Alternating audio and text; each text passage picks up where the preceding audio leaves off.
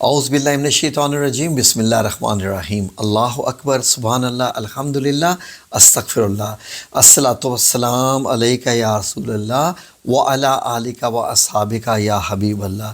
ناظرین، عربی سیکھنے کے جو ہم پروگرام آج کل بنا رہے ہیں، عام یعنی ہم بھی آپ جیسے سب، کوئی بھی ٹیچر نہیں ہے، کوئی بھی استاد نہیں ہے، نہ کوئی شاگرد ہے، ہم سب سیکھنے والے ہیں اور ہم لوگ مل کے سیکھیں گے انشاءاللہ باذن اللہ تعالی۔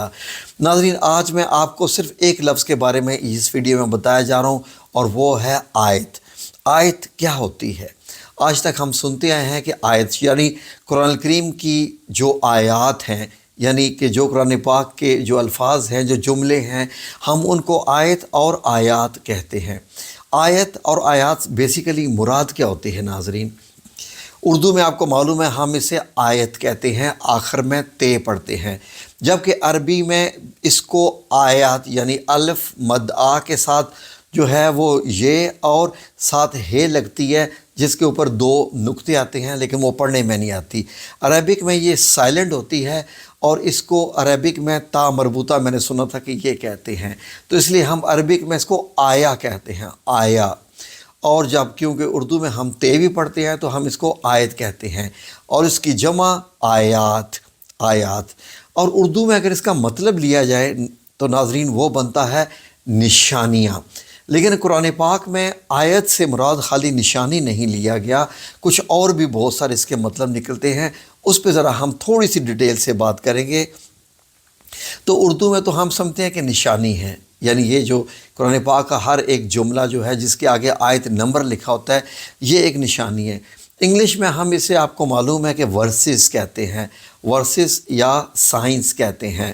تو ناظرین، آیت سے مراد بیسیکلی قرآن پاک میں جو بتایا گیا ہے وہ یہ ہے کہ اللہ رب العزت کی نشانیاں ہیں جو اللہ رب العزت نے قرآن پاک میں خود فرمایا۔ فار ایگزامپل، سورج کا نکلنا ایک خود نشانی ہے، سورج اٹ سیلف ایک نشانی ہے۔ زمین اللہ کی نشانیوں میں سے ہے، زمین کے ارد گرد چاند کا گھومنا، آسمان پہ نظر آنا نشانیوں میں سے ہے، بادلوں کا آنا، ہواؤں کا چلنا، بارشوں کا برسنا، یہ بھی نشانیاں ہیں۔ پہاڑ، درخت، پرندے، یہ سب اللہ رب العزت کی یہ نشانیاں کہلاتی ہیں۔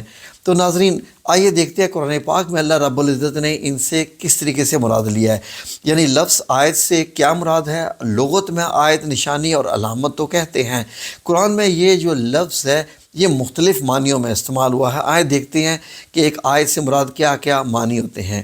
ناظرین، اگر سورہ بقرہ کی آیت نمبر 252 دیکھیں تو اس میں اللہ رب العزت نے فرمایا تلقا آیات اللہ، تلقا آیات اللہ، یعنی یہ اللہ کی آیتیں ہیں، یہ اللہ کی آیتیں ہیں اور ہم تمہیں ٹھیک طور پر پڑھ کر سناتے ہیں۔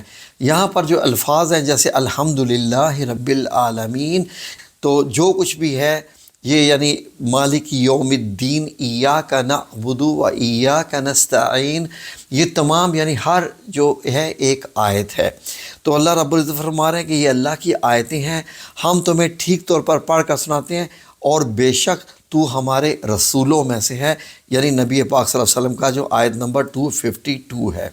اور بعض دفعہ آیت کا لفظ جو ہے وہ معجزات کے طور پر بھی بتایا گیا، کیسے؟ جیسے حضرت موسیٰ کے مشہور معجزہ یعنی کہ ید بیضا، ید کہتے ہیں عربی میں ہاتھ کو، جیسے ہوتا نا ہے ایدیہم، یہ بھی استعمال ہوتا ہے، جیسے بید، ہم انڈے کو جو ہے وہ عربی میں انڈے کو بید کہتے ہیں، سفید، تو بیضا سفیدی، یعنی ید بیضا یعنی سفید ہاتھ۔ تو اللہ رب العزت نے اس کو بھی ایک معجزے کے طور پر بتایا، یہاں نشانی اور معجزے کا لفظ نہیں آیا۔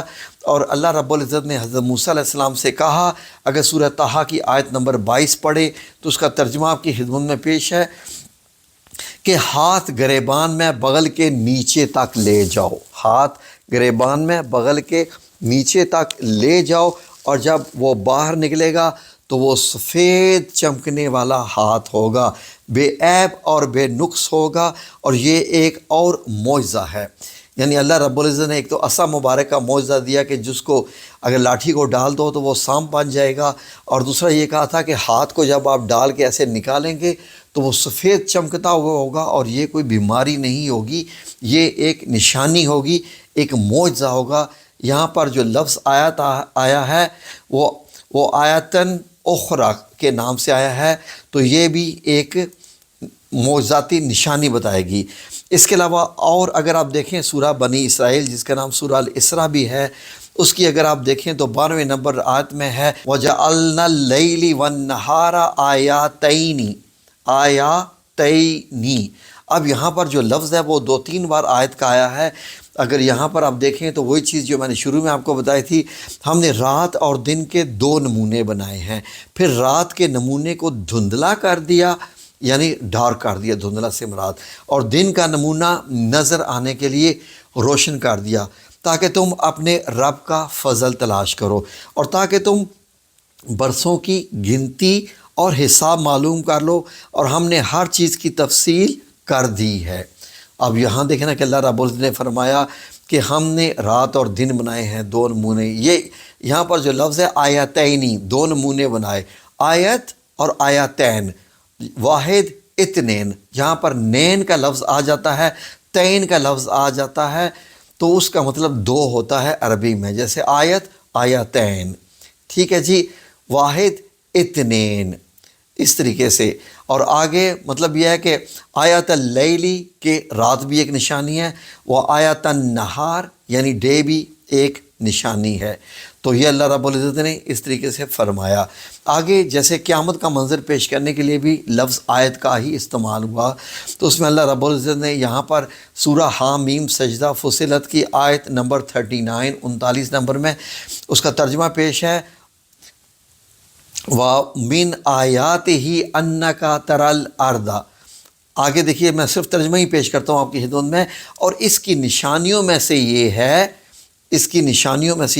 کہ تو زمین کو دبی ہوئی دیکھتا ہے، اور پھر جب ہم اس پر پانی برساتے ہیں تو ابھرتی ہے اور پھولتی ہے، بے شک جس نے اسے زندہ کیا وہی مردوں کو بھی زندہ کرے گا، اور بے شک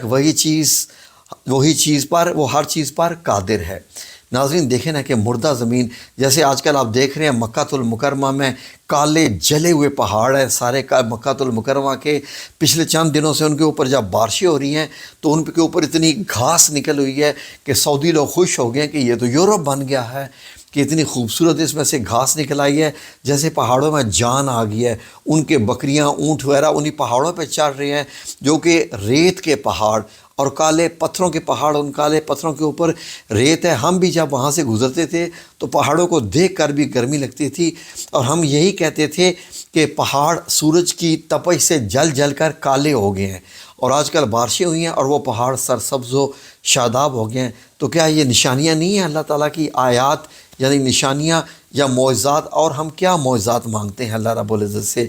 تو اس کے علاوہ ایک سورہ شعراء کی آیت نمبر 128 میں اللہ رب العزت نے فرمایا کہ آنکھوں کو متاثر کر دینے والی جو چیزیں ہیں ان کے بارے میں اللہ نے کیا فرمایا کہ بھلا تم ہر اونچی جگہ پر نشان تعمیر کرتے ہو، جیسے نشان تعمیر کرتے ہیں اس کے بارے میں بھی کہ تم آنکھوں کے لیے دیکھنے کے لیے وہاں پر نشان لگاتے ہو ہر اونچی جگہ پر۔ تو ناظرین یہ تھا مختصراً، تھوڑا سا کوشش کی، ہم بھی آپ جیسے ہیں، نہ میں کوئی قاری ہوں قرآن پاک کا اور نہ آپ میں سے زیادہ لوگ قاری ہیں، کچھ ہیں لوگ، لیکن یہ ہے کہ ہم چاہتے ہیں کہ ہم فیملیئر ہوں الفاظ سے قرآن پاک کی، تو یہ چند منٹوں میں ہم تھوڑا سا سیکھنے کی کوشش کرتے ہیں۔ اللہ رب العزت ہمارے لیے یہ منزلیں آسان کرے۔ جزاکم اللہ خیر۔ اللہ آپ سب لوگوں کو اپنی زمان میں رکھے، آمین یا رب العالمین۔